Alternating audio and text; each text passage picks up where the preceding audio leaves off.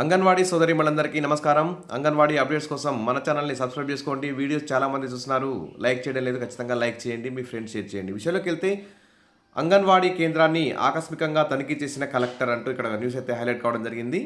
మరి 2 తెలుగు రాష్ట్రాల్లోనూ మరి అధికారులు అయితే అప్పుడప్పుడు అంగన్వాడీలను తనిఖీ చేస్తుంటారు.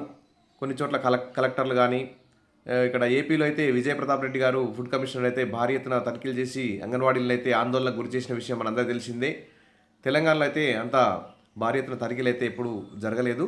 అయితే మామూలుగా మనం అన్ని రికార్డ్స్ అయితే మెయింటైన్ చేస్తుంటాం. అంగన్వాడీలో చాలా రికార్డ్స్ ఉన్నాయి, చాలా యాప్లు ఉన్నాయి.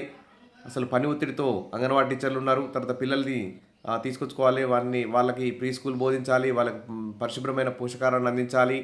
మరి సరైన సౌకర్యాలు లేవు, వాటర్ ఫెసిలిటీ లేవు, కరెంట్ లేదు.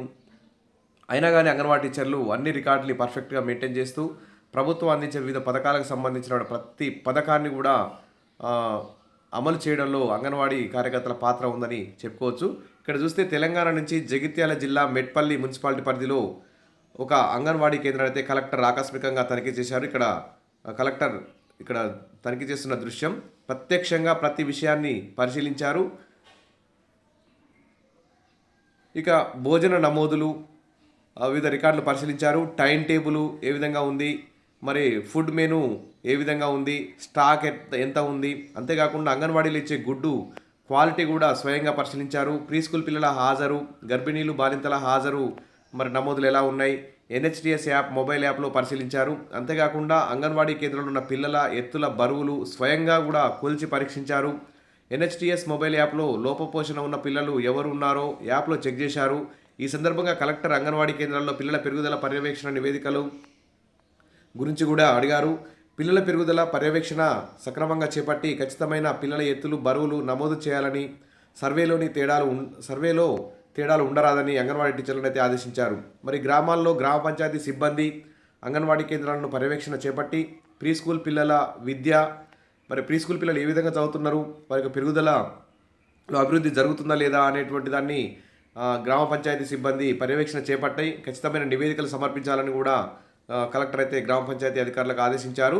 ఈ కార్యక్రమంలో పాల్గొన్న వారు జిల్లా సంక్షేమాధికారి వాణిశ్రీ, ఆర్డీఓ, మున్సిపల్ కమిషనర్, తహసీల్దార్, పోషణ అభియాన్ జిల్లా కోఆర్డినేటర్ మధుకుమార్, ఇతర అధికారులు అయితే పాల్గొన్నారు. ఈ విధంగా అంగన్వాడీ కేంద్రాలను గ్రామ పంచాయతీ సిబ్బందిచే తనిఖీ చేయాలని చెప్పి కలెక్టర్ కూడా సూచించడం జరిగింది. సరే, ఎవరో వస్తారని ఏదో చేస్తారని మన అంగన్వాడీ కార్యకర్తలు ఎప్పుడు పనిచేయరు. మన ఆత్మసాక్షిగా వారు పనిచేస్తారు. అంగన్వాడికి వచ్చే చిన్నారులని తమ సొంత బిడ్డల్లాగా చూసుకుంటూ వారికి విద్యాబుద్ధులు, మంచి పోషకాలను అందిస్తూ అన్ని రికార్డులు మెయింటైన్ చేస్తూ ఎంత పని ఒత్తిడినైనా ఎదుర్కొంటూ విధులను అయితే నిర్వహిస్తున్నారు. అందుకోసమే అంగన్వాడీ టీచర్ల యొక్క వేతనాలను పెంచాలి, వాళ్ళ రిటైర్మెంట్ బెనిఫిట్ పెంచాలి, గ్రాట్యుటీ, పెన్షన్, వారి కుటుంబంలో ఒకరికి ఉద్యోగం, తదితర సౌకర్యాలు, వివిధ ప్రభుత్వ పథకాలు అమలు చేయడం, ఇవన్నీ చేస్తే అంగన్వాడీ టీచర్లు చాలా చక్కగా పనిచేసి అంగన్వాడీ కేంద్రాల అభివృద్ధి కృషి చేస్తారని చెప్పి కోరుకుంటూ విష్ ఆల్ ద బెస్ట్. మరిన్ని అప్డేట్స్ కోసం మన ఛానల్ని తప్పకుండా సబ్స్క్రైబ్ చేసుకోండి. Thank you.